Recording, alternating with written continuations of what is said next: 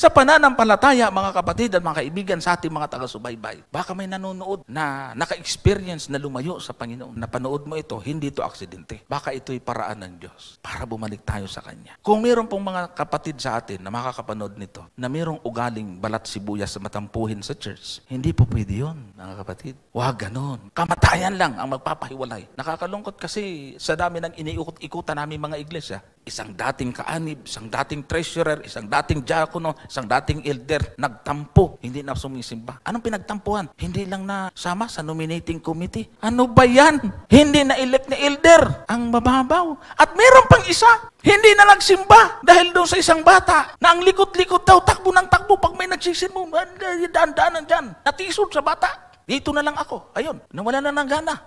Paano na lang kung yung batang yun naging pastor, naging mangangaral, ikaw tuloy yun. Natisod sa bata, hindi naligtas. Hindi po pwede yung mga ganyang katuwiran, mga kapatid. Ang illustration na ginagamit ko yan ganito. Kunyari, pastor, matagal na tayong magkakilala. Naging masama ang loob ko sa iyo. Sa sobrang sama ng loob ko sa iyo, hiniwalayan ko yung asawa ko.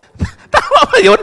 Walang ganon. Pero sa pananampalataya, may ganon. Bakit? Sa sama ng loob, sa elder, sa isang diakono, sa isang layman, sa isang kapatid, iniwanan ang Diyos. Meron o wala? O, tamo? O kung ikaw ay isa ngayon sa nanlalamig, igilan mo yan. Bumalik tayo sa Panginoon.